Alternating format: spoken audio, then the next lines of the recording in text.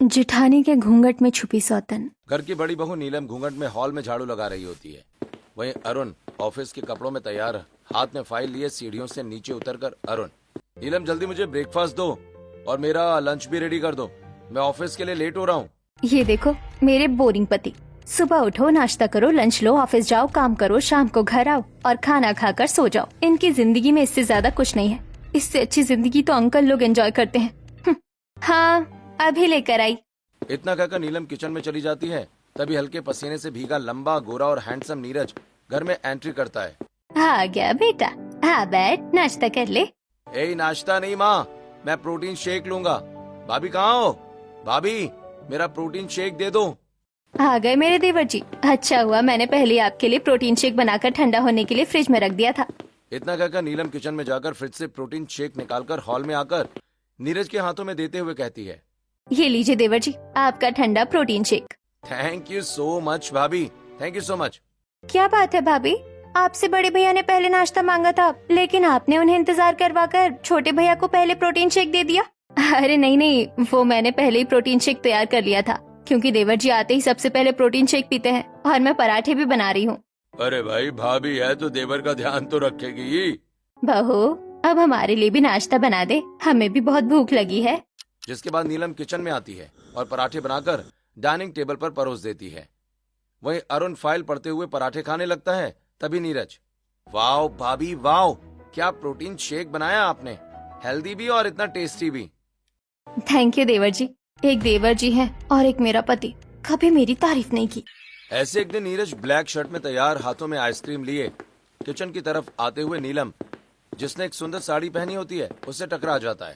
Oh sorry भाभी, वो मैंने आपको देखा नहीं। कोई बात नहीं देवर जी, मैं ठीक हूँ। वैसे भाभी, आप इस साड़ी में बहुत सुंदर लग रही हो और आपने मेकअप भी बहुत अच्छा किया है। थैंक यू देवर जी, वैसे आप भी बहुत हैंडसम लग रहे हैं। क्या डोले शोले बना ली है आपने? भाभी, आप मेरा इतना ख्याल रखती हैं, इसलिए तो मैं फिट हूँ। नीरज कितना अच्छा फ्लर्ट कर लेता है, सुबह शाम जिम में मेहनत खुद करता है और सारा क्रेडिट मुझे देता है। वैसे ये आइसक्रीम, ये मैं आपके लिए लाया हूँ। थैंक यू देवर जी। मुझे जैसा पति चाहिए था वो सारी क्वालिटीज नीरज में है। काश नीरज मेरा पति होता, लंबा, गोरा, हैंडसम, गुड फिजिक, रोमांटिक और पैसे कमाने वाला। इन सब में अरुण सिर्फ पैसे कमाते हैं, पर नीरज में ये सारी क्वालिटीज हैं। ऐसे कुछ दिन बीतते हैं और एक शाम पूरा परिवार हॉल में बैठे स्नैक्स खा रहा होता है। नीरज, देखी लड़की कैसी है, हमने तेरे लिए पसंद की है। अरे नहीं, मैं नीरज की शादी नहीं होने दे सकती। अगर नीरज की शादी हो गई तो मेरा क्या होगा? कोई बात नहीं, नीरज मुझे जरूर लड़की की फोटो दिखाएगा। मैं पहले की तरह ही कुछ समझाकर रिश्ता जुड़ने नहीं दूंगी। 22 साल का नीरज अपनी बैल्कनी में खड़ा शनाया से फोन पर बातें कर रहा होता है। तभी पीछे से नीलम आती है और नीरज का फोन उससे लेकर, देवर जी, किस लड़की से बात कर रहे हैं? अरे भाभी, वो मुझे शनाया पर क्रश है ना, पर मैंने अभी तक शनाया को प्रपोज नहीं किया, लेकिन कल डेट पर मैं उसे प्रपोज कर दूंगा। ठीक है देवर जी, पर जैसा मैं कहूँगी वैसा ही कीजिएगा डेट पर, तभी आपको अच्छी लड़की मिलेगी। ऐसे ही दिन बीतता है और फिर अगले दिन नीरज काले रंग की शर्ट पहनकर नीलम के कमरे में आता है। वाह, नीरज की क्या पर्सनैलिटी है। गलती हो गई इनके बड़े भैया से शादी करके, मुझे तो नीरज से शादी करनी चाहिए थी। भाभी, आप कह रही थी ना मेरी डेट में आप भी चलेंगी, चलिए। देवर जी, आप काले कपड़ों में अपनी क्रश से मिलने जाइएगा? ओहो, आपको बिल्कुल समझ नहीं है। आप अपनी व्हाइट शर्ट पहनिए और कोई मोटी चेन पहनिएगा, ताकि उसे लगे कि कोई पावरफुल आदमी है। अपनी भाभी की बात मानकर नीरज व्हाइट शर्ट और मोटी चेन पहनकर नीलम के साथ कैफे आता है। देवर जी, आप डेट पर आए हैं, थोड़ा एटीट्यूड में रहिएगा। जाकर पहले खुद बैठिएगा और ऑर्डर अपनी पसंद से कीजिएगा, तब उसे लगेगा कि इस लड़के के भी भाव है, वरना वो आपको निकम्मा समझेगी। जी भाभी, मैं सब समझ गया, मैं बिल्कुल वैसे ही करूंगा जैसा आपने कहा है। जिसके बाद नीलम कैफे के दूसरे टेबल पर जाकर बैठ जाती है। फिर थोड़ी देर में शनाया कैफे आती है तो नीरज अपनी चेयर पर बैठ जाता है। वहीं शनाया भी खुद अपनी चेयर पर बैठती है। इसको पता है कि मुझे ब्लैक कलर पसंद है, फिर भी व्हाइट शर्ट पहनकर आया है, और ये कैसी मोटी चेन पहन रखी है इसने। हेलो वेटर, इधर आइए। यस सर, क्या लेंगे आप? 1 डार्क चॉकलेट मिल्क शेक। ना इसने मेरी पसंद की शर्ट पहनी, ना मेरे बैठने के लिए चेयर सामने की, और यहाँ तक कि ऑर्डर भी खुद ही कर दिया। मुझसे पूछा तक नहीं, मेरे लिए भी कुछ ऑर्डर नहीं किया। जो लड़का फर्स्ट डेट में ऐसा कर रहा है, वो रिलेशनशिप में क्या करेगा? इतना सोचकर शनाया टेबल से उठकर खड़ी हो जाती है नीरज, मुझे नहीं मनानी ऐसी कोई डेट वेट, मैं जा रही हूँ, तुम डेटिंग के लायक नहीं हो। इतना कहकर शनाया मुंह बनाकर वहां से चली जाती है। वही हैरान होकर नीरज नीलम के टेबल पर आकर बैठ जाता है। ये क्या भाभी, वो तो उठकर भाग गई। देवर जी, मैंने तो पहले ही कहा था उस लड़की को आप में कोई इंटरेस्ट नहीं है। वो तो बस टाइम पास करना चाहती थी। वैसे भी मेरा देवर किसी के टाइम पास के लिए थोड़ी है, रहने दीजिए उसे। आप ठीक कह रही हैं भाभी, ऐसी नकचड़ी लड़की को मुझे गर्लफ्रेंड बनाना ही नहीं चाहिए। मेरे लिए तो मेरी भाभी ही बेस्ट है, मेरी बेस्ट फ्रेंड। मैं अपने ही घर में अपनी सौतन नहीं आने दूंगी। नीरज जब मुझसे पूछेगा तब मैं उसे शादी के लिए मना कर दूंगी। मम्मी पापा, अगर आपको लड़की पसंद है तो मुझे भी पसंद है, मैं शादी कर लूंगा। मुझे पता था कि तुझे लड़की जरूर पसंद आएगी। अब बस कल तुम दोनों एक दूसरे को देख लेना। ये क्या, देवर जी ने ये क्या किया? छोटी छोटी बातें मुझसे पूछकर करने वाले नीरज ने मुझसे एक बार भी नहीं पूछा और शादी के लिए हाँ कह दिया। मुझे पता ही था कि तुझे लड़की पसंद आएगी, इसीलिए मैंने पहले उन लोगों से मिलने की बात कल के लिए कर ली थी। कल हम सभी लड़की देखने उसके घर जाएंगे। ऐसे ही आज का दिन बीतता है और अगले दिन पूरा परिवार लड़की देखने उसके घर पहुंच जाता है। जी, हमें आपका लड़का बहुत पसंद है, हमें शादी से कोई एतराज नहीं। जी, हमें भी आपकी बेटी बहुत पसंद है। अब बस लड़का लड़की आपस में बात करके संतुष्ट हो जाए तो और भी अच्छा रहेगा। हाँ हाँ, क्यों नहीं, आप बिल्कुल सही कह रही है। शिवानी बेटी, नीरज को अपने कमरे में ले जाओ। तुम लोगों को जो भी बात करनी है कर लो। जिसके बाद शिवानी नीरज को लेकर अपने कमरे में आती है। आपको कैसा पति चाहिए? मतलब आपको अपने पति से कैसी कैसी एक्सपेक्टेशंस हैं? जी, मुझे अपने पति से बस इतना चाहिए कि वो औरतों की रिस्पेक्ट करे और कुछ नहीं। और आपकी अपनी वाइफ से क्या एक्सपेक्टेशंस है? देखिए, मुझे कोई एक्सपेक्टेशंस नहीं है। उसे जैसे रहने का मन हो वो वैसे रह सकती है। बस मेरे मम्मी पापा और मेरे परिवार का अच्छे से ध्यान रखें, और क्या, किसी के साथ झगड़ा ना करे। मुझे और कुछ नहीं चाहिए। वैसे तुम्हारी जैसी लड़की ही मुझे चाहिए थी, जो मॉडर्न और स्टाइलिश होने के बाद भी मेरे परिवार को लेकर चले। शिवानी मेरे लिए परफेक्ट लाइफ पार्टनर है। नीरज मेरे लिए सबसे बेस्ट लाइफ पार्टनर होगा। ऐसे ही पहली मुलाकात में नीरज और शिवानी एक दूसरे को पसंद कर बैठते हैं। फिर कुछ दिनों के बाद शादी की तारीख निकलती है और तय तारीख के दिन शिवानी और नीरज की शादी हो जाती है। शादी के बाद शिवानी अपने ससुराल चली जाती है, जहां प्रीति शिवानी को नीरज के कमरे में पहुंचाती है। फाइनली शिवानी तो मेरी वाइफ बन गई हो।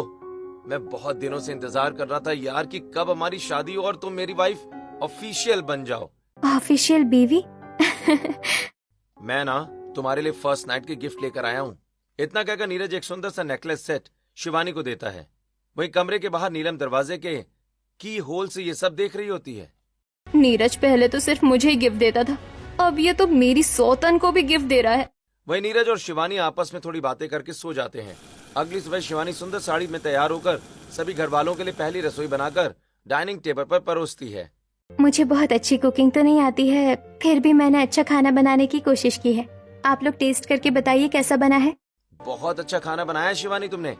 इतना टेस्टी खाना मैंने आज तक नहीं खाया यार। मुझे बहुत पसंद आया तुम्हारा खाना। I really love it.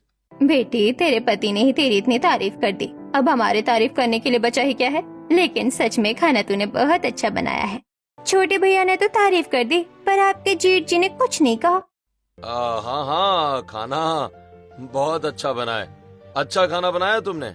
मेरी तारीफ के लिए तो इनके मुंह में दही जम जाता है, और आज इसकी तारीफ कर रहे हैं। ऊपर से नीरज को आज तक मेरे हाथों का खाना पसंद था, और आज इसे मेरी सौतन के हाथों का खाना पसंद आने लगा है।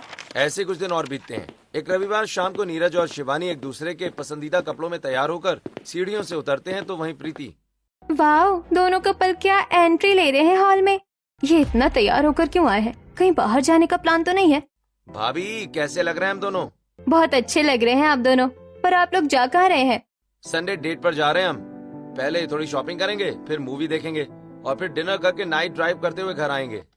तवे से हाथ जलने पर इतनी जलन नहीं होती जितनी जलन मुझे नीरज को उसके साथ देखकर हो रही है। मैं नीरज को उसके साथ नहीं देख सकती। थू थू थू थू थू, मेरे बच्चों को किसी की नजर ना लगे। जिसके बाद दोनों बाहर जाते हैं और नीरज शिवानी को अपनी बाइक पर बिठाकर किसी हीरो हीरोइन की तरह अपनी संडे डेट के लिए निकल जाते हैं और मॉल पहुंचकर शॉपिंग करते हैं, मूवी देखते हैं और देर रात डिनर करके लॉन्ग ड्राइव करते हुए घर आ जाते हैं। इसी तरह दिन गुजरता है और अगले दिन देवरानी जेठानी बालकनी में पापड़ सुखा रही होती हैं। देवरानी जी, कल आप लोगों ने फोटो वगैरह नहीं लिए क्या? आपके सोशल मीडिया पर भी तो कोई फोटो नहीं दिख रहा है। जेठानी जी, हमने फोटो लिए हैं, पर ये हमारा क्वालिटी टाइम था, इसीलिए मैंने इसे पब्लिक नहीं किया। मिल गई चिंगारी। अब देखो कैसे हवन कुंड में आग लगाती हूँ। ऐसे ही शाम होती है, नीरज और अरुण ऑफिस से घर लौटते हैं। फिर पूरा परिवार साथ में खाना खाता है। फिर खाने के बाद नीरज छत पर टहलने आता है। तभी नीलम भी छत पर आकर, वाह भाभी, आप भी खाने के बाद टहलने आई हैं, वेरी गुड। देवर जी, मुझे लगता है जितना प्यार आप शिवानी से करते हैं, शिवानी उतना प्यार आपसे नहीं करती। नहीं भाभी, ऐसी कोई बात नहीं है, पर आपको ऐसा क्यों लग रहा है? नहीं देवर जी, वो तो मैं इसलिए कह रही थी कि कल आप दोनों घूमने गए थे, आपने शिवानी के लिए इतने अच्छे ड्रेसेस खरीदे, पर उसने सोशल मीडिया पर एक भी पोस्ट नहीं की और शायद आपको थैंक यू भी नहीं कहा होगा। हाँ भाभी, शिवानी ने कोई पोस्ट वगैरह नहीं की हमारे संडे डेट पर। और क्या, वो आपको कहती है कि मुझे सिंदूर पहनाइए, या खुद आगे बढ़कर आपसे बात करने की कोशिश करती है? नहीं ना, इसीलिए मैं कह रही हूँ कि वो आपको पसंद नहीं करती, बस उसके मम्मी पापा चाहते थे इसलिए उसने शादी कर ली। भाभी, ये सब लड़कियां थोड़ी करती हैं। ये काम तो हम लड़कों का है कि अपनी वाइफ के साथ रोमांटिक हो। वैसे आपने सही याद दिलाया, पोस्ट तो मैंने भी नहीं की है। मैं अभी एक अच्छी सी स्टोरी लगाता हूँ। इतना कहकर नीरज अपने कमरे में चला जाता है। वहीं नीलम नीरज का पीछा करते हुए कमरे के बाहर आकर की होल से अंदर देखने लगती है कि नीरज के हाथ में नेवी ब्लू रंग की साड़ी होती है। शिवानी, ये मेरी फेवरेट डिजाइन की साड़ी है, जैसी साड़ी तुम पहनती हो। ये मेरी तरफ से तुम्हारे लिए गिफ्ट, और मैंने अभी स्टोरी में तुम्हें मेंशन भी किया है। Thank you Neeraj, I love you, तुम बहुत अच्छे पति हो। जिसके बाद शिवानी और नीरज एक दूसरे से गले मिल जाते हैं। वहीं कमरे के बाहर खड़ी नीलम गुस्से में अपने बाल नोचने लगती है। देवर जी को भड़काना बहुत मुश्किल है, पहले इनकी सौतन को ही टारगेट करती हूँ। ऐसे ही सुबह होती है। प्रीति स्टडी टेबल पर पढ़ रही होती है। तभी शिवानी वहां आकर, भाभी आप यहाँ? हाँ प्रीति, वो मुझे पूछना था कि नीरज को खाने में क्या पसंद है, सोच रही हूँ उनकी पसंद का खाना बनाऊं। ओहो, आज पतिदेव की पसंद का खाना बनाया जा रहा है। अरे बताओ ना। बताने में मेरा क्या फायदा, मेरी पसंद का तो खाना नहीं बना रही है आप। मैं तुम्हारी पसंद का भी बनाऊंगी, पर आज नीरज के लिए बनाना है, आप बताओ ना। अच्छा बताती हूँ, भैया को हेल्दी खाना पसंद है जो टेस्टी हो। जेठानी जी से पूछती हूँ कि वो नीरज के लिए हेल्दी और टेस्टी क्या बनाती हैं। इतना सोचकर शिवानी किचन में जाती है जहां नीलम काम कर रही होती है। जेठानी जी, आप नीरज के लिए कुछ टेस्टी और हेल्दी फूड बनाती हैं, मुझे भी बताइए ना, मैं नीरज के लिए कुछ स्पेशल बनाना चाहती हूँ। बिल्कुल सही किया, तुमने मुझसे पूछ लिया। देवर जी के लिए कुछ स्पेशल बनाने की कोई जरूरत नहीं है। पर क्यों? क्या पति अपनी पत्नियों के लिए कुछ स्पेशल खाना बनाते हैं? नहीं ना। कल रविवार है, नीरज तुम्हारे लिए कुछ स्पेशल बनाता है, तब तुम उसके लिए कुछ स्पेशल बनाना, वरना जो खाना सबके लिए बन रहा है वही सब खाएंगे। ऐसे पतियों को सर पर नहीं चढ़ाना चाहिए, वरना फरमाइशें शुरू हो जाएंगी। ठीक है दीदी, नहीं बनाऊंगी कुछ स्पेशल। जिसके बाद शिवानी और नीलम सभी के लिए नॉर्मल खाना बनाते हैं। रात में पूरा परिवार खाना खाता है और अपने अपने कमरे में सोने चला जाता है। वहीं नीरज छत की तरफ जा रहा होता है। तभी नीलम नारियल पानी में चिया सीड्स मिलाकर नीरज के पास आती है। नीरज, ये देखो, मैंने तुम्हारे लिए एक न्यू हेल्दी ड्रिंक बनाई है, कोकोनट वाटर और चिया सीड्स, बहुत हेल्दी होता है।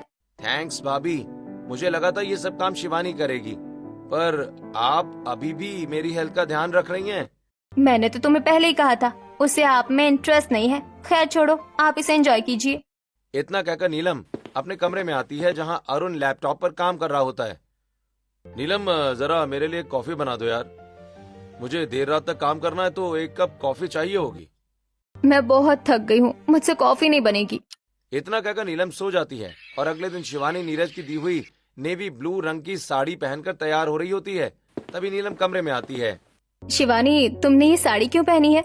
क्योंकि ये साड़ी मुझे नीरज ने दी है और पिछले बार की तरह आज भी हम संडे डेट पर जाएंगे। तो ये किस रंग की साड़ी पहन ली तुमने? देवर जी को ब्लैक कलर बहुत पसंद है, तुम्हें ब्लैक कलर की साड़ी पहननी चाहिए। क्या नीरज को ब्लैक कलर पसंद है? हाँ, तुम देखो ना, देवर जी के पास ज्यादातर कपड़े ब्लैक कलर के ही हैं। तुम भी ब्लैक पहनोगी तो देवर जी को अच्छा लगेगा। जिसके बाद शिवानी ब्लैक कलर की साड़ी पहन लेती है।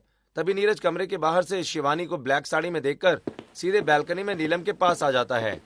क्या हुआ देवर जी? भाभी, आप शिवानी से कहिए ना कि वो मेरी गिफ्ट की हुई मेरी फेवरेट कलर की साड़ी पहने। उसने हमारी संडे डेट के लिए ब्लैक साड़ी पहन ली। मैंने शिवानी से कहा था, पर उसने कहा कि मैं क्यों पहनूं किसी के पसंद के कपड़े, मुझे जैसे रंग और डिजाइन पसंद होंगे मैं वही पहनूंगी।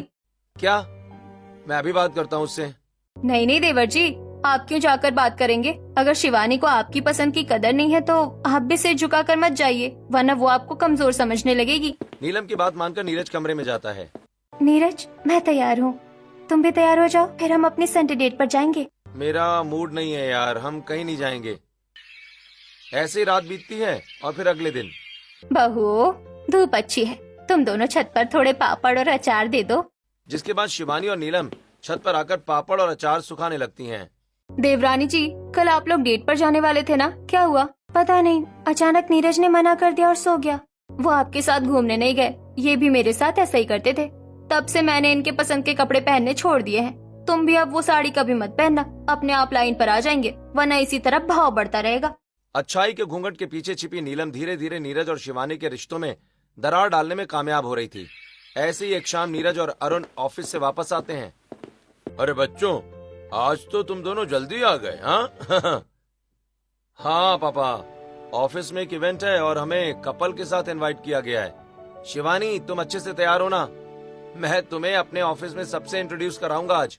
नीलम, तुम भी तैयार है ना? हम शाम को निकलेंगे। इससे तो मैं इवेंट में नीरज के साथ नहीं जाने दूंगी।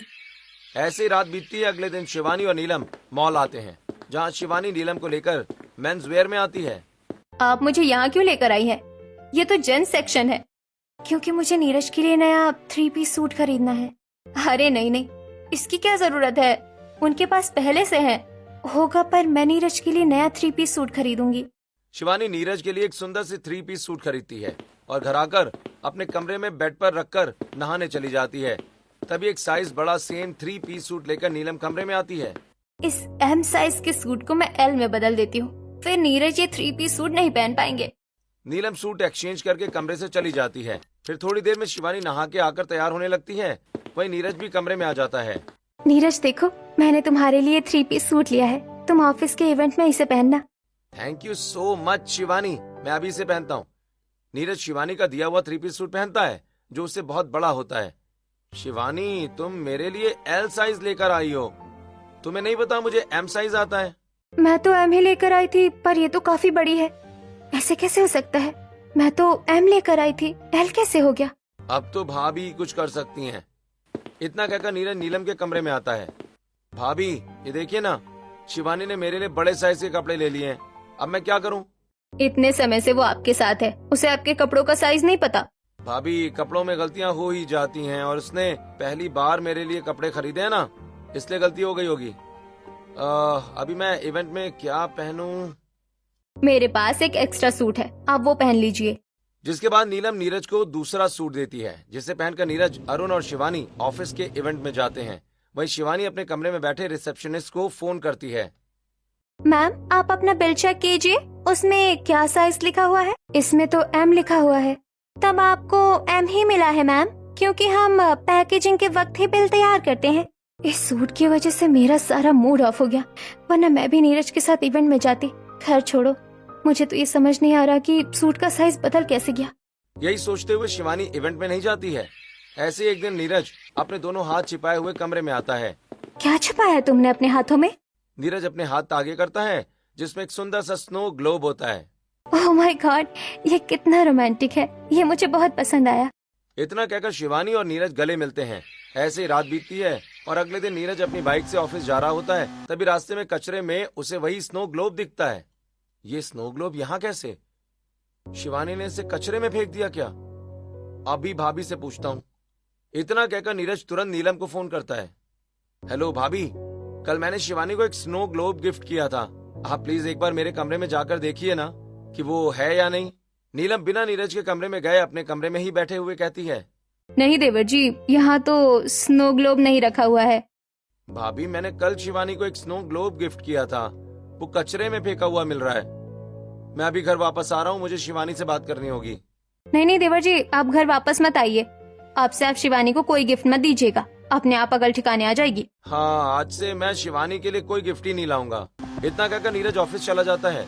वहीं कमरे में नीलम। इन्हें क्या पता कि देवरानी जी को तो पता ही नहीं कि स्नो ग्लोब कहाँ गया, और अब देवर जी भी कभी नहीं पूछेंगे। ऐसे कुछ दिन बीतते हैं और एक दिन शिवानी नीलम के कमरे की साफ सफाई करते हुए बैल्कनी में आती है, जहाँ कुछ पौधों के पीछे उसे एक बिल मिलता है। ये बिल किस चीज का है? कहीं जेठानी जी के काम का तो नहीं है? इतना कहकर शिवानी बिल उठाती है जो उसी सूट की दुकान का होता है। ये तो उसी दुकान का एल साइज के सूट का बिल है। शिवानी दोबारा रिसेप्शनिस्ट को फोन करती है और बिल नंबर से सारी जानकारी ले लेती है। अच्छा, तो अच्छाई के घूंघट के पीछे छुपी मेरी जेठानी मेरी सौतन बनना चाहती है। अब तो इन्हें इन्हीं के स्टाइल में जवाब दूंगी। ऐसे ही रात होती है, सभी अपने अपने कमरे में सो रहे होते हैं। वहीं रात के 1 बजे शिवानी नीरज की लाई हुई नेवी ब्लू रंग की साड़ी पहनती है और पूरे कमरे को कैंडल से सजाकर लाइट म्यूजिक बजाती है, जिससे सुन नीरज की आंखें खुल जाती हैं। वाह शिवानी, ये सब तुमने किया? हाँ। इतना कहकर शिवानी नीरज का हाथ पकड़कर कपल डांस करने लगती है। वहीं कमरे के की होल से ये सब नीलम देख रही होती है। मैंने इनके रिश्ते में इतनी खटास डालने की कोशिश की, उसके बाद भी नीरज और ये लड़की रात के 1 बजे गाना बजाकर डांस कर रहे हैं। ऐसे ही रात बीतती है और अगले दिन नीरज बेबी पिंक रंग की शर्ट पहनता है और शिवानी नीरज की पसंद की साड़ी पहनती है। दोनों हाथों में हाथ डाले आते हैं। वाह, तुम दोनों साथ में कितने अच्छे लगते हो। अब बस हमें दादा दादी बनने की खुशखबरी भी जल्दी सुना दो। हाँ मम्मी जी, आपको बहुत जल्दी ये खुशखबरी मिलेगी। इनकी खुशखबरी तो मैं निकालती हूँ। बड़े आए खुशखबरी देने वाले। और इस नीरज को देखो, मैंने कहा था शिवानी की पसंद की शर्ट मत पहनना, पर आज इसने यही पहना है। अरे बेटा, तुम लोग तो रविवार के दिन घूमने जाते थे ना, फिर आज क्यों जा रहे हो? पापा, आज हमारी शादी को पूरे 3 महीने हो गए, वही सेलिब्रेट करने जा रहे हैं हम। इतना कहकर नीरज और शिवानी घर से निकलते हैं और रात के 12 बजे शिवानी हाथों में गुलाब के फूलों का बुके और नीरज ढेर सारे शॉपिंग बैग्स पकड़े घर आते हैं। तुम लोग रात के 12 बजे घूम कर आ रहे हो? हाँ भैया, और हमने ढेर सारी शॉपिंग भी की है। बहुत मस्ती की हमने आज। क्या क्या किया छोटे भैया आपने? पहले हम गेमिंग सेंटर गए, गेम खेले, फिर हमने रेस्टोरेंट में खाना खाया और फिर स्टैंड अप शो भी देखने गए। बहुत एंजॉय किया। नीरज और शिवानी घर वालों को अपनी तस्वीरें दिखाने लगते हैं। ऐसे ही रात के 2 बजे नीलम अपने कमरे से बाहर निकलती है। अगर नीरज और शिवानी हंसी खुशी रहने लगे तो मेरा क्या होगा? नीरज सिर्फ मेरा बनकर रहेगा, मैं उसे किसी के साथ बांट नहीं सकती। अब मैं इन दोनों के रिश्ते में इतनी बड़ी दरार डालूंगी कि ये लोग कभी एक नहीं होंगे। मैं आज ही डिवोर्स पेपर बनवा लेती हूँ। जब लोहा गर्म होगा तब हथौड़ा मारकर दोनों के रिश्ते को तोड़ दूंगी। इतना सोचकर नीलम एक वकील को फोन करती है। वकील साहब, आपको इमरजेंसी में डिवोर्स पेपर्स तैयार करने हैं। इमरजेंसी में किसके लिए तैयार करने? मेरे देवर और देवरानी के लिए। मैं आपको डिटेल्स भेजती हूँ, आप डिवोर्स पेपर तैयार करके मुझे फोन कीजिएगा। ऐसे ही रात बीतती है और अगले दोपहर रामलाल और शारदा अपने रिश्तेदार के घर गए होते हैं। प्रीति कॉलेज और नीरज ऑफिस गए होते हैं। वहीं नीलम हॉल में अकेली बैठी होती है। आखिर कैसे नीरज और शिवानी के रिश्ते को खत्म करूं? कुछ धांसू प्लान सोचना होगा। तभी कैजुअल कपड़े पहने, नया हेयर स्टाइल बनाए अरुण सुंदर और मॉडर्न मोना के साथ घर में आता है। ये क्या हो गया इन्हें?